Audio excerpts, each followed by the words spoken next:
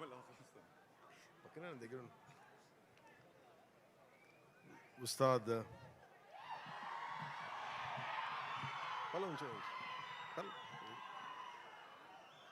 Ustaad Bhagat Singh pre release వేడుకలకి వచ్చిన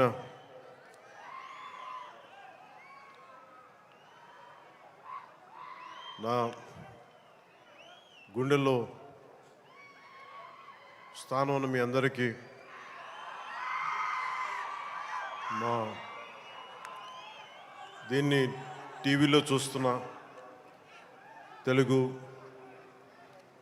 ప్రజలందరికీ మీ అందరికీ నా హృదయపూర్వక నమస్కారం. మనస్ఫూర్తిగా ఈ వేడుకకి మీ ఆశీర్వాదాలు ఇవ్వడానికి, మీ బ్లెస్సింగ్స్ చెప్పడానికి ఇక్కడికి వచ్చినందుకు మీ అందరికీ నా ధన్యవాదాలు తెలియజేసుకుంటాను. ఇందాక సుమా గారు మాట్లాడుతా గత కాలంలో కొన్ని ఏమన్నారండి మీరు ఇందాక సుమా గారు? అప్పట్లో లేదండి, అంటే మెల్లిగా నన్ను బీసీ ఎరాలోకి పెట్టేశారండి. ఈ మధ్యనే ఓజీ వచ్చిందని కూడా మీరు మర్చిపోయారు. సరే, అంటే నేను రెగ్యులర్గా సినిమాలు చేయకపోవడం వల్ల నన్ను ఇలా మీరు వెనక్కి నెట్టేయడం భావ్యం కాదని బల్లగుద్ది మరీ ఈ సందర్భంలో మీకు తెలియజేస్తాను. బాధ కలిగిస్తున్నాయి నాకు ఈ మాటలు.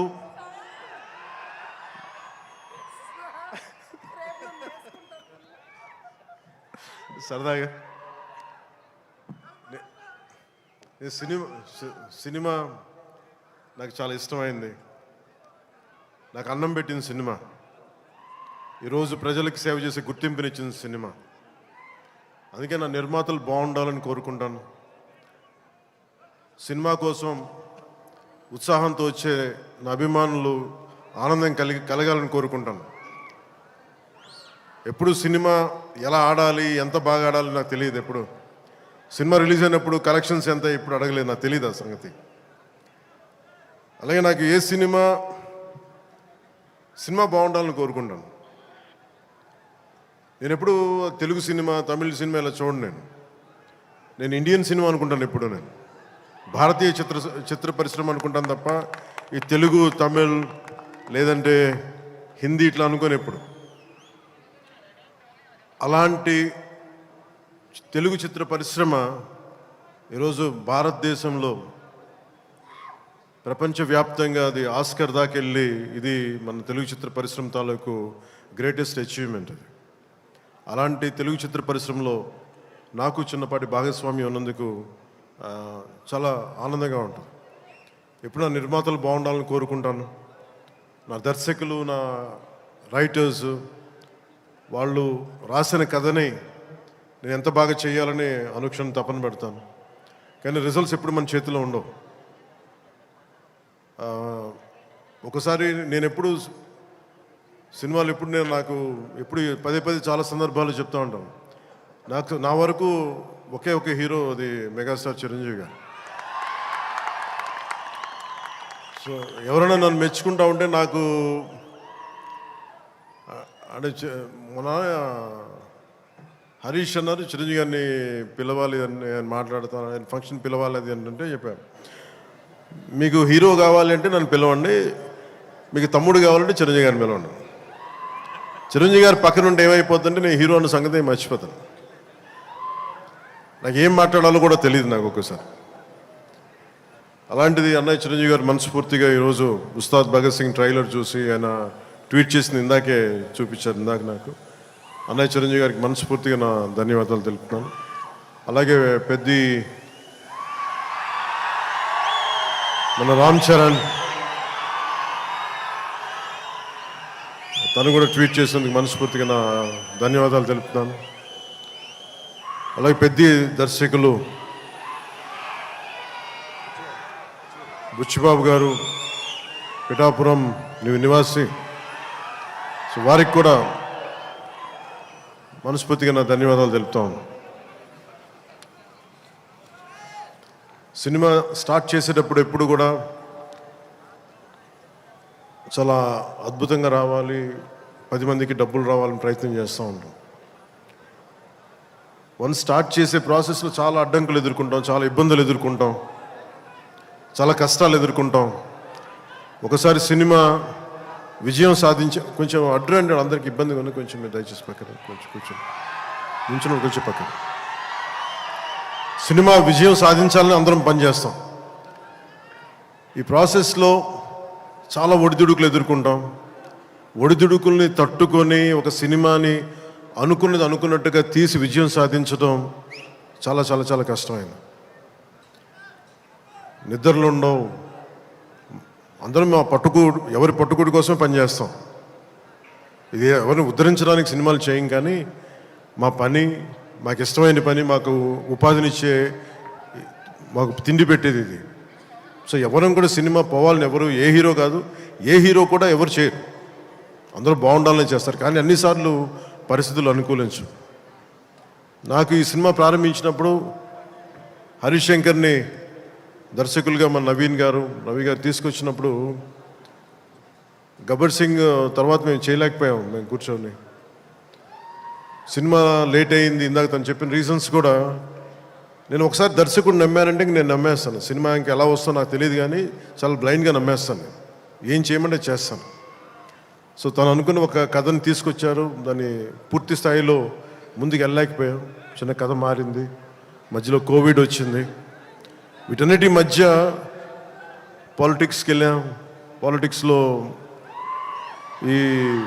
ఇప్పుడున్న పదవిని బాధ్యతలు తీసుకోవటం వల్ల వీటన్నిటి మధ్య ఎలా డేట్స్ ఇవ్వాలి అన్నీ కూర్చోబెట్టి నాకున్న ఈ విధులకి ఇబ్బంది కలగకుండా ఎలా చేయాలనేది రాత్రి పగలు కూర్చొని చాలా తక్కువ టైంలో చేశాను. ఈ సినిమా చూసిన తర్వాత నాకు ఒకటేమనిపించిందంటే, 48 రోజులు చేసావా హరీష్? ఒక 40-45 రోజుల్లోనే సినిమా ఫినిష్ చేశాను. మేజర్ సినిమా అంతా. అది కూడా కరెక్ట్గా చెప్పాలంటే రోజుకి నేను పొద్దున ఒక 2-3 గంటలు, సాయంత్రం ఒక 3 గంటల పనిచేశాను. కొన్నిసార్లు 5-6 గంటలు. అంటే నిజంగా ప్లాన్ చేస్తే నాకు సినిమాలు చేయొచ్చు అనే భరోసా ఇచ్చింది ఉస్తాద్ భగత్ సింగ్. తన హరీష్ అంత బాగా ప్లాన్ చేశాడు. అంటే ఒక దర్శకుడు చాలా బాగా చెయ్యాలి అంటే ఒక మైత్రి మూవీ మేకర్ సక్సెస్, వాళ్ళు తీస్తున్న వరుస విజయాలు కావచ్చు, పుష్ప కావచ్చు, రేపొద్దున్న పెద్ది కావచ్చు, అంతకుముందు తీసిన దూకుడు కూడా మీదే కదా, జనతా గ్యారేజ్ కానీ, శ్రీమంతుడు కానీ, సినిమాలు అంటే ఒక నిర్మాణ సంస్థకి ఇన్ని విజయాలు ఎందుకు వస్తాయి? అది కాకతాళీయంగానో చాలా యాక్సిడెంట్గా జరగవు. They must be great thought behind it, great effort behind it. అందుకని వీళ్ళకి విజయాలు వస్తున్నాయి అంటే వాళ్ళు ఎంత కష్టపడతారని నాకు ఈ సినిమా చూశాక నాకు అర్థమైంది. మనస్ఫూర్తిగా అలాంటి మైత్రి నిర్మాణ సంస్థలో నాకు అవకాశం వచ్చింది. మనస్ఫూర్తిగా వారికి నా ధన్యవాదాలు తెలియజేసుకున్నాను. సార్, నేను పాలిటిక్స్లో మాట్లాడలేకపోతున్నాను, కొంచెం భరించాలి.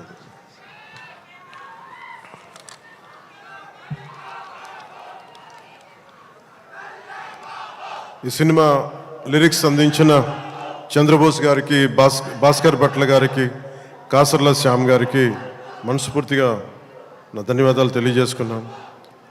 అలాగే పిఆర్ఓ లక్ష్మీ వేణుగోపాల్ గారికి, కాస్ట్యూమ్ డిజైనర్ నీతాలుల్లా గారికి, నా చేత డ్యాన్స్ చేయించిన నాకు ఇష్టమైన కొరియోగ్రాఫర్ దినేష్ మాస్టర్ గారికి.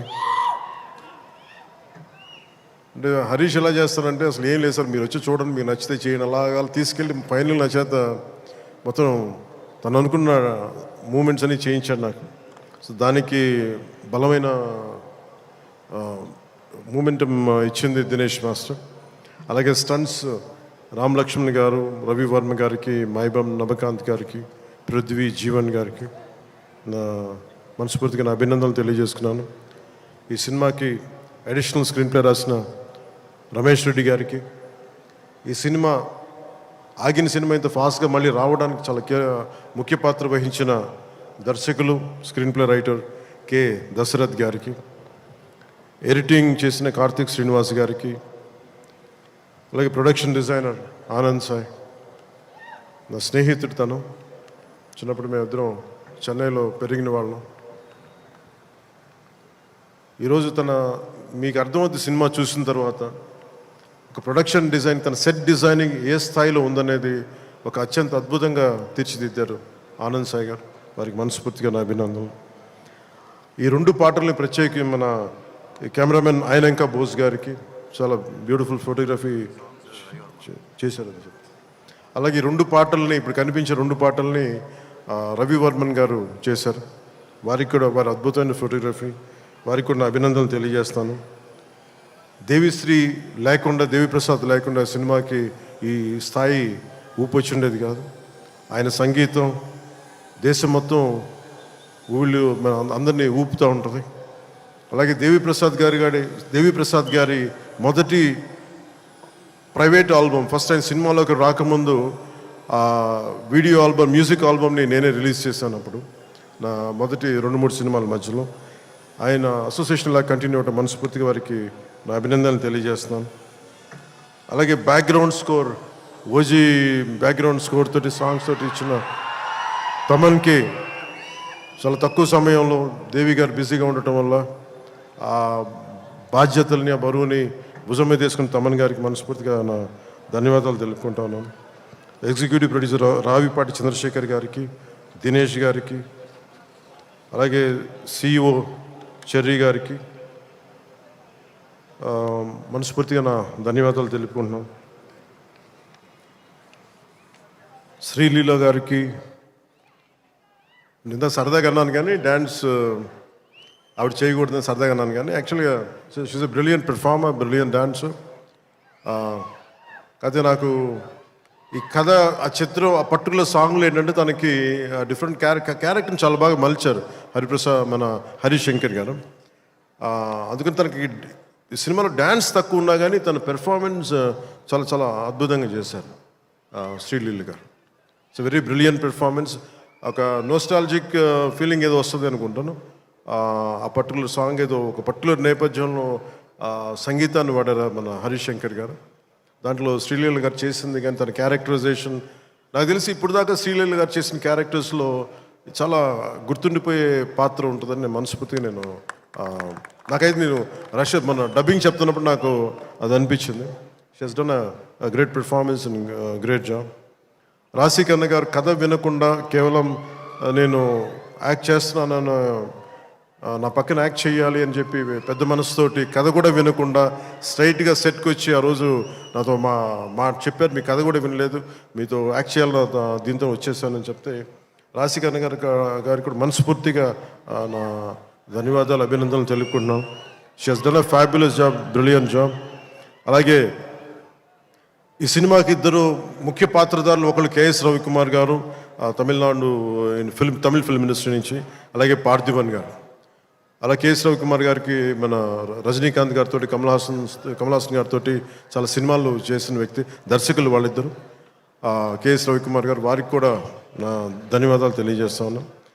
ఎస్పెషల్లీ పార్థిబన్ గారికి నాకు చాలా ఇష్టమైన వ్యక్తి. నేను చెన్నైలో ఉన్నప్పుడు ఆయన పుదుయిపాదే అని చెప్పి మొదటి సినిమా ఆయన డైరెక్ట్ చేసి ఆయనే హీరోగా యాక్ట్ చేశారు, సీత గారి హీరోయిన్. నేను వెళ్ళి మెడ్రాస్, ఐ థింక్ ఇక్కడ ఉదయం థియేటర్ అనుకుంటా, నేను నా ఫ్రెండ్ ఆనంద్ సాయి మేమిద్దరం వెళ్ళి ఆ సినిమా చూసాం. ఫస్ట్ సినిమా సంవత్సరం ఆడింది, అది ఒక సంవత్సరం అంత బ్రిలియంట్ ఫిల్మ్ చేశారు. తర్వాత తెలుగులో కూడా చేసినట్టు ఆ cinema. Such a brilliant director, brilliant screen play writer, అసలు ఆయన మోటివేషనల్ స్పీకర్ కూడా ఆయన. అలాంటి పార్థిబన్ గారి సినిమాలో చాలా అంటాగనిస్ట్గా నటించడం మనస్ఫూర్తిగా వారికి బ్రిలియంట్ పెర్ఫార్మెన్స్ బై పార్థిబన్ గారు, వారికి నా ధన్యవాదాలు తెలియజేసుకుంటున్నాను. కొన్ని గౌతమి గారికి తల్లిపాత్ర చేసిన సత్యం రాజేష్ గారికి, ప్రవీణ్ గారికి, ప్రభాస్ శ్రీను గారికి, కేజీఎఫ్ అవినాష్ గారికి, కిల్లి క్రాంతి గారికి, రావు రమేష్ గారికి, రమేష్ రెడ్డి గారికి, మాగంటి శ్రీనాథ్ గారికి, మీర్ సర్వ టెంపర్ వంశీ గారికి, అలాగే నా చిన్నప్పుడు పాత్ర చేసిన పుష్కర్ గారికి మనస్ఫూర్తిగా నా అభినందనలు, నా ధన్యవాదాలు తెలియజేసుకున్నాను. నవీన్ గారికి గబ్బర్ సింగ్ చూసినప్పుడు యుఎస్లో ఆయన మొదటి డిస్ట్రిబ్యూటర్గా ఉండేవారు. చాలా సందర్భాల్లో కలిసినప్పుడు నాతో మీతో ఒకసారి సినిమా చేయాలి, అలాంటి గబ్బర్ సింగ్ లాంటి విజయం ఉండే సినిమా మీకు చేయాలని కోరికని ఒక 7-8 ఇయర్స్గా ఆల్మోస్ట్ 10 ఇయర్స్గా అడుగుతూ ఉన్నారు. అది ఈరోజు ఉస్తాద్ భగత్ సింగ్ ద్వారా తీరుతుందని మనస్ఫూర్తిగా నేను ఆకాంక్షిస్తున్నాను, ఆశిస్తున్నాను. అలాగే రవి గారికి కూడా నా బెస్ట్ విషెస్ తెలియజేస్తా ఉన్నాను. ఈ సినిమా ఈరోజు అయ్యి ఇంత బాగా వచ్చిన సినిమా అంటే ఒకడే కారణం. దీనికి మీలో ఒకటి దర్శకుడైతే ఎలా ఉంటుందో అది హరీష్ శంకర్.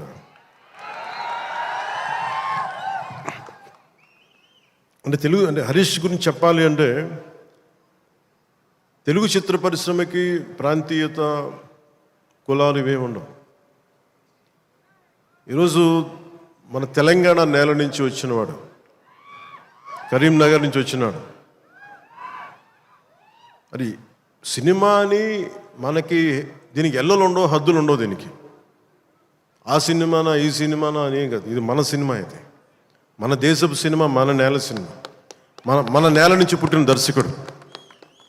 ఇలాంటి అద్భుతమైన దర్శకుడు నన్ను ఇలా చూడాలని చెప్పేసి ఊహించుకొని ఇలా కావాలని చెప్పి తపన పడి, నాకు హార్స్ రైడింగ్ నాకు రాదు. నాకు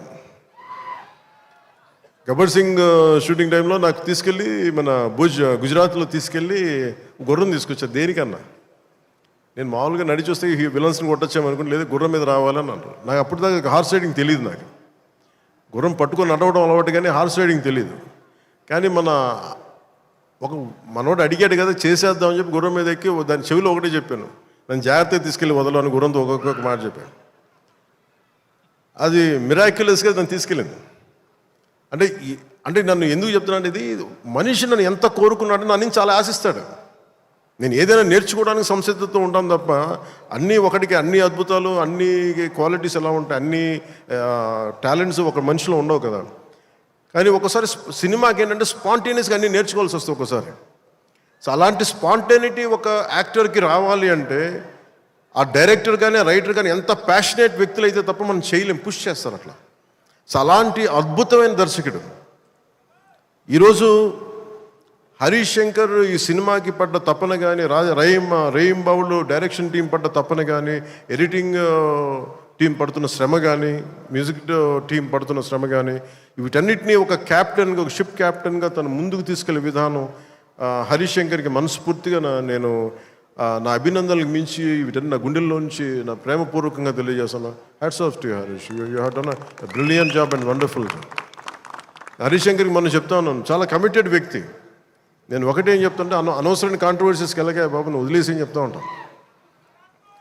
ఏంటంటే ఇందాక అన్నాను కదా, మన సుమా గారు అడిగితే ఆ ఇచ్చి పడేసే గుర్తం నాది కదా హరీష్. నేను తీసుకుంటాను, దెబ్బలు తీసుకుంటాను, మా వాడు తీసుకోడు, ఇచ్చేస్తాడు తిరిగి.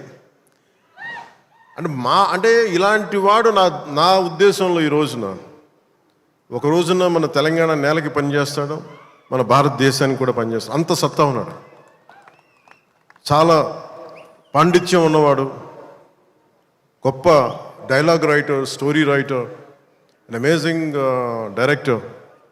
అలాంటి డైరెక్టర్ నన్ను ఊహించుకొని నేను చాలా చేయలేను, నాకు నేనుగా నేను ఊహించుకోలేను నేను నా గురించి. కానీ ఇలా బాగుంటుంది, మీ మనసులో ఆకాంక్షలు ఎలా ఉంటాయి, ఏం చేస్తాడు అని చెప్పి రాసుకొని నా చేత చేయించి ఇవన్నీ మీకు ఈరోజు నాకు సినిమా గురించి మీరు చూడండి అద్భుతంగా ఉంటుందని చెప్పడం నాకు ఎప్పుడు ఎబ్బెట్టుగా ఉంటుంది, ఇబ్బందిగా ఉంటుంది. నా సినిమా నేను నమ్ముకోలేను, చూడండి అని చెప్పలేను. కానీ నాకు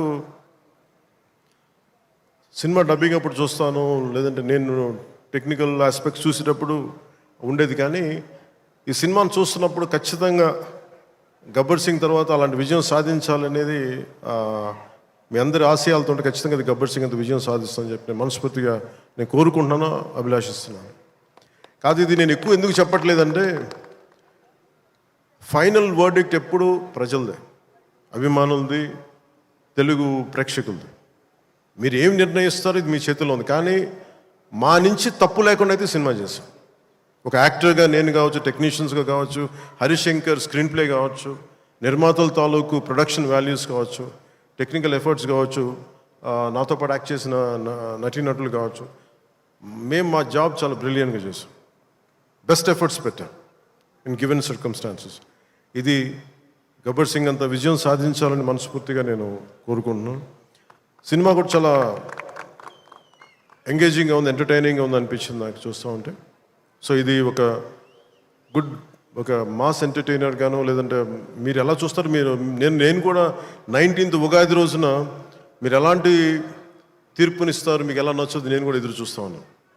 ఎక్కడో మారుమూల నేను పాలిటిక్స్లో ఉన్నాగా నేను ఎప్పుడు సినిమా నా నుంచి తీయలేను, నా గుండెలో ఉండిపోయింది, నరాలు జీర్ణించుకుపోయింది, సినిమాని తీయలేను. ఇందాక హరీష్ చెప్తున్నట్టుగా ఒక పాటలు కానీ సాహిత్యం కానీ వింటూ ఉంటాం. అలాగే ఒక మంచి సినిమా, ఒక మంచి కథ, మనం చాలా లోలో ఉన్నప్పుడు ఒక సినిమా చూడగానే, ఒక సన్నివేశం చూడగానే మళ్ళీ జీవితం మీద మళ్ళీ మనకు ఆశ వచ్చి ముందుకెళ్తాం.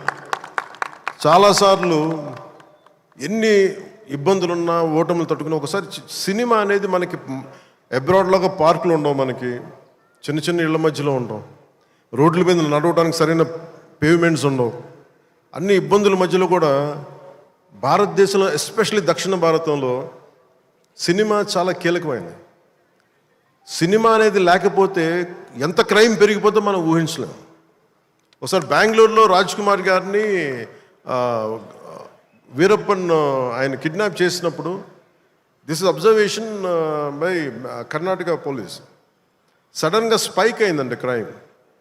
సినిమాలన్నీ 100 రోజులు పైన బంద్ చేసేటప్పటికి. మీరు సినిమాల్లో నిజంగా కొన్ని ఇబ్బందులు ఉంటాయి, ఒకసారి మరి ఎక్కువ మంది గుమిగూడవచ్చు, ఇవన్నీ ఉంటాయి, కానీ సినిమాని తెలుగు ప్రేక్షకుల నుంచి కానీ భారతదేశం నుంచి కానీ తీయలేం. Entertainment is the soul of this nation, అది మన సంస్కృతాలకు మూలాలు ఇవన్నీ. అందుకని ఈ సినిమాని తీసేయలేం మన జీవితాల్లో నుంచి. అలాగే నాకు ఎప్పుడు ఏ హీరో విజయం మీద నాకు ఎప్పుడు ఇన్సెక్యూరిటీ ఉండదు, అందరూ బాగుండాలని కోరుకుంటాను. సర్వే జనం సుఖినో భవంతంటే నేను ఒక్కనే బాగుండాలి, మిగతా వాళ్ళు పోవాలి మనం కాదు, అందరూ బాగుండాలని కోరుకుంటాను. అలాగే నేను చాలా పర్యాలు చెప్తూ ఉంటాను. ఇప్పుడు ఉదాహరణకి నేను టుడే ఈ మన ఏపీ గవర్నమెంట్కి సంబంధించి టికెట్స్ ఇవన్నీ అడుగుతూ ఉంటే నేను అది ఒకటి అనుకుంటాను.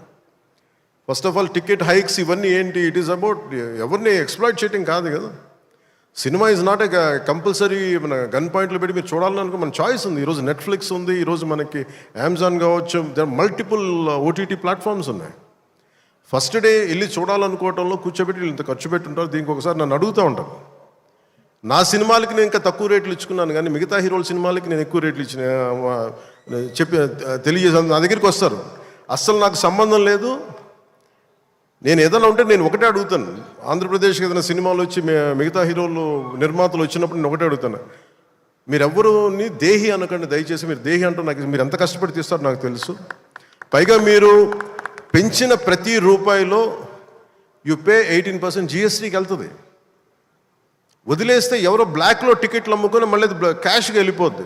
అది గవర్నమెంట్కి రెవెన్యూ కాదు, ఎవరికి. అందుకని చెప్పి దీన్ని బేస్ చేసుకొని నేను ఆంధ్రప్రదేశ్కి ప్రత్యేకించి అది ప్రభుత్వం ఎన్డీఏ ప్రభుత్వం కాబట్టి నేను మనస్ఫూర్తిగా ఇర్రెస్పెక్ట్ ఆఫ్ హీరో, పుష్ప కావచ్చు, లేదంటే మన జూనియర్ ఎన్టీఆర్ గారు కావచ్చు, మహేష్ గారిది కావచ్చు. మహేష్ గారు వచ్చిన రిలీజ్ అయిందో లేదో తెలియదు కానీ నాకు ఈ మధ్యకాలంలో ఏ సినిమా వచ్చినా కానీ, ఇంక్లూడింగ్ కల్కి ప్రభాస్ గారి కావచ్చు, ఇంక్లూడింగ్ మన కాంతారా కూడా, కర్ణాటకలో తెలుగు సినిమా పోస్టర్లు కూడా పడకూడదు అని అన్నా కానీ నేను కాంతారకి ఆ వివక్ష చూపించలేదు. అదే మనది భారతదేశపు సినిమా, అది ఎక్కడైనా ఆడాలి. ఇది ఇది ఇది మన ఒక్కరిది కాదు, ఇది మన అందరం బాగుండాలని కోరుకుంటాం. సో అలాంటిది ఈ సినిమా, ఈ కలెక్షన్స్ ఇవన్నీ ఏంటంటే నాకు ఆ పిచ్చి లేదు. నా సినిమా పిచ్చి కలెక్షన్ ఏముంటుందని అన్నిటిని దాటి అలా ఏమి ఉండదు. ఏంటంటే సినిమా బాగుంటే ప్రేక్షకులే 10 సార్లు చూస్తారు, 100 సార్లు చూస్తారు. మన చేతిలో ఉన్నది పని చేయడం.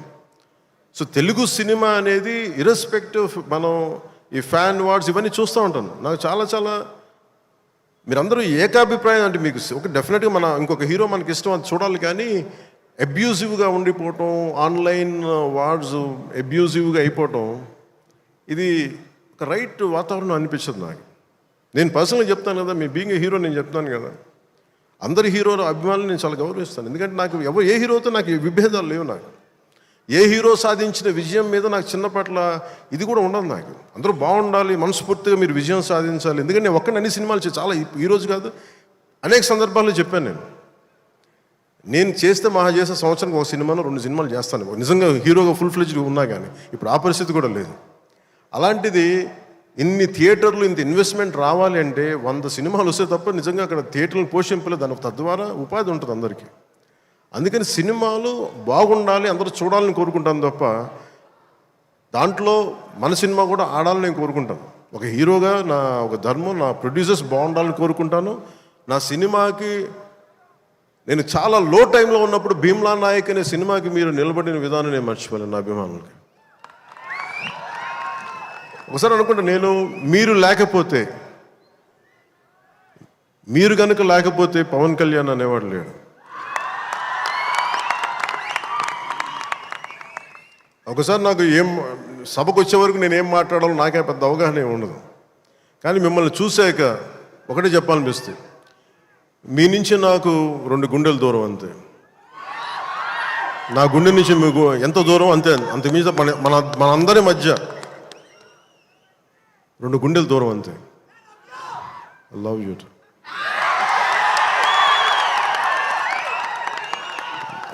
నేను సినిమా చేసినప్పుడు ఒకటే కోరుకుంటా, మీకు పవన్ కళ్యాణ్ సినిమా చూసినప్పుడు ఎలా ఉండాలి అని కోరుకుంటానంటే ఎంటర్టైన్మెంట్ ఉండాలి. ఆర్ట్ సినిమాలో ఉండకూడదు, కొంచెం ఎంటర్టైన్మెంట్ ఉండాలి, చిన్న ఉత్సాహం రావాలి, చిన్నపాటి సామాజిక అవగాహన స్పృహ ఉండాలి, దేశం మీద చిన్నపాటి భక్తి ఉండాలి, భక్తి పెంపొందించేలా ఉండాలి. ఇవన్నీ ఒక కలెక్టివ్ థాట్ అన్నీ సరైన కమర్షియల్ మీటర్లో దొరికితే ఎలా ఉంటుందో ఈ సినిమా హరీష్ శంకర్ నిర్దేశకత్వంలో, ఆయన దర్శకత్వంలో నేను ఏమైతే ఇలా ఉంటే బాగుంటుందని కోరుకుంటానో అవన్నీ చాలా పొందిగ్గా ఒక భగవంతుడికి ఒక మాల్లా కూర్చాడు. ప్రేక్షకులుగా ఆ మాల వేయడానికి సిద్ధంగా ఉన్నాను హరీష్ శంకర్.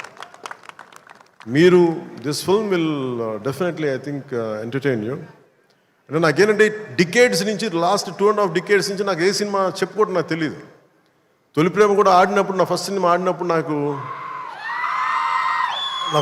ఆడినప్పుడు కూడా అంటే మేబీ నా 3rd, 4th సినిమా నాకు తెలియదు అది ఎంత హిట్ అయిందని కూడా తెలియదు. అలాగే మన ఓజీ హిట్ అయినప్పుడు కూడా నాకు తెలియదు. అంటే నాకేమనుకుంటానంటే మన పని అయిపోయింది కదా, మీరు చొక్కాలు చించుకుంటారా, థియేటర్లో ఏం చేస్తారో నాకు తెలియదు నాకు. అలాగే ఈ సినిమా మీకు అత్యంత అద్భుతమైన వినోదం ఇవ్వాలి, మీకు జోష్నివ్వాలి మనస్ఫూర్తిగా కోరుకుంటూ మీ అందరికీ మరోమారు ఒకటి నా కుదిరినంత వరకు అంటే నేను చాలాసార్లు అనుకున్నా, ఒకసారి సినిమాలో పాలిటిక్స్లోకి వెళ్ళి సినిమాలు వదిలేస్తే బెటర్ అనిపిస్తుంది ఒకసారి.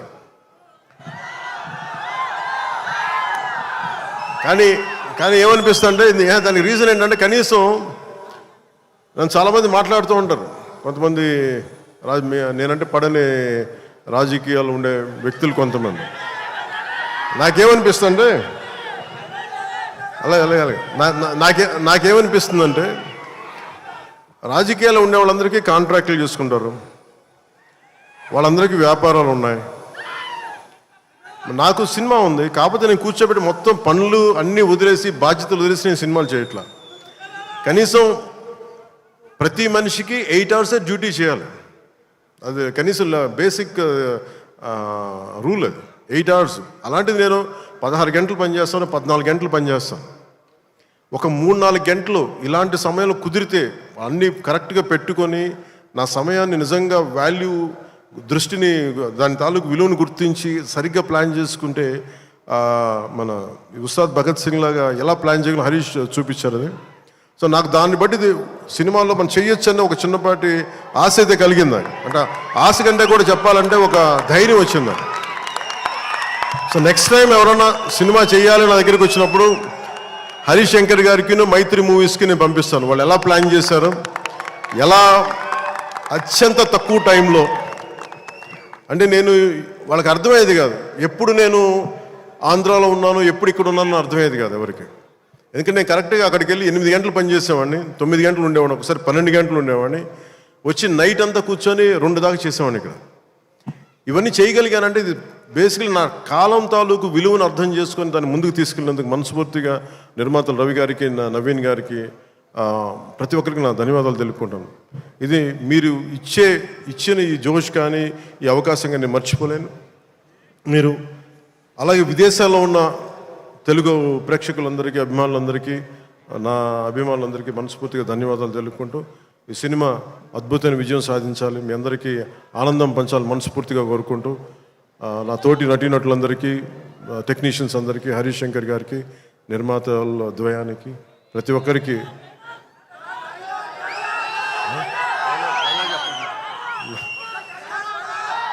నా ధన్యవాదాలు తెలుపుకుంటున్నాను.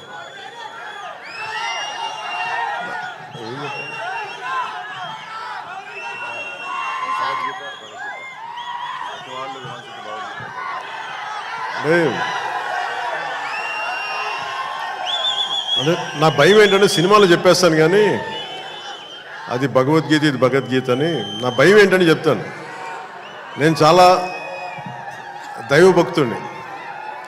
నాకు భయం ఇవన్నీ సినిమాల వరకు మనోడు నెట్టేసి చెప్పించేశారు కానీ ఇవన్నీ సినిమాల్లో అంటే ఇలా ఇలా చెప్పడానికి చాలా భయం వేస్తుంది.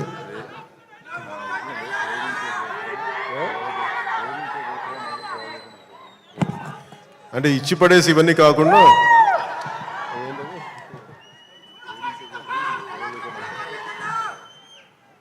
అంటే ఆ డైలాగ్ చెప్పిన ఒకసారి, నువ్వు ఏ రాసావు చెప్పు.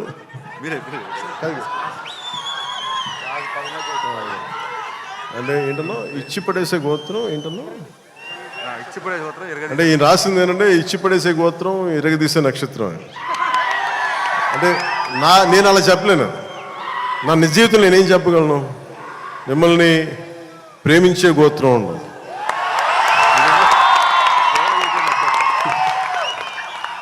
ఇది నేను ఎలా చెప్పగలంటే మిమ్మల్ని ప్రేమించే గోత్రం, సేవ చేసే నక్షత్రం.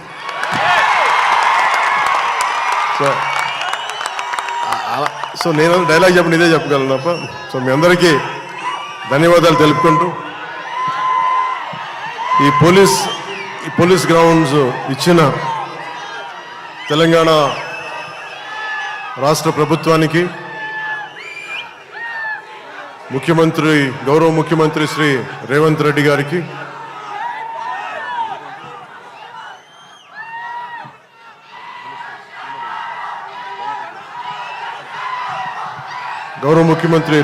గారికి, సినిమాటోగ్రఫీ మినిస్టర్ కోమటిరెడ్డి గారికి, తెలంగాణ రాష్ట్ర డీజీపీ గారికి, కమిషనర్ గారికి, సజ్జనార్ గారికి, పోలీస్ గ్రౌండ్స్ ఇచ్చిన పోలీస్ అధికార యంత్రాంగానికి, ఇక్కడ రక్షణకు వచ్చిన పోలీస్ కానిస్టేబుల్స్ అందరికీ, అధికారులందరికీ మరోమారు ధన్యవాదాలు తెలుపుకుంటూ ఈ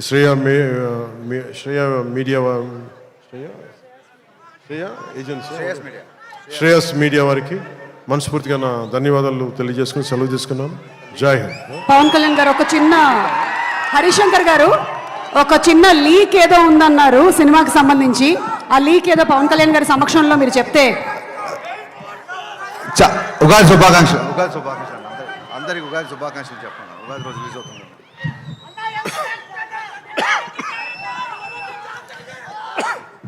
మీరు ఆరోగ్యం జాగ్రత్తని దగ్గు తెప్పించారు నాకు. అంటే నాకు ఉగాది సందర్భం రోజున ఈ సినిమా రిలీజ్ అవుతా ఉంది. సో మీ అందరికీ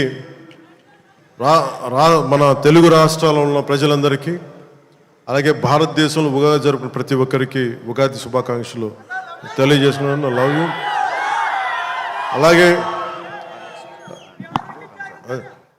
ఉగాది, రంజాన్ రెండు కలిసి వచ్చిన ఈసారి, అందుకని పక్కన వచ్చిన పక్క రోజులు. అలాగే రంజాన్ శుభాకాంక్షలు కూడా మనస్ఫూర్తిగా తెలియజేసుకున్నాను. చెప్తా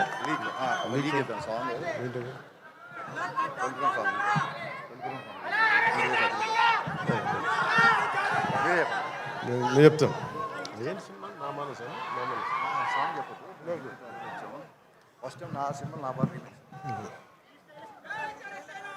అంటే లీక్ ఇవన్నీ అంటే సినిమాలో ఏం పెట్టారని. ఇందాక శ్రీలీల గారు డాన్స్ లేదు అంటే నాకు డాన్స్కి మించిన సాంగ్ ఒకటి చేశారు ఆవిడ. So very beautiful song. అది మీకు తిరిగి ఇందాక సుమా గారు చెప్పినట్టుగా చాలా దశాబ్దాల క్రితం అప్పుడెప్పుడో నేను చాలా సినిమాలు చేస్తున్నప్పుడు మీకు గుర్తుండే ఉంటుంది కదా, చాలా రోజుల క్రితం, కొన్ని శతాబ్దాల క్రితం ఆ మర్చిపోయిన నా భావనని తిరిగి ఈ సినిమాలో హరీష్ గారు తీసుకొచ్చారు దాన్ని. అది ఇందాక మీకు కనిపించే ఉంటుంది, ఇందాక ట్రైలర్లో కూడా దాని తాలూకు ఆ చిన్నపాటి ఆలాపన అనేది కనిపిస్తుంది. అది నేను నిజంగా చాలా ఎంజాయ్ చేస్తున్నప్పుడు. సో ఇది ఈ సినిమా మరోమారు మీ అందరికీ ఆనందం కలిగిస్తుంది తెలియజేసుకుంటూ జై హింద్.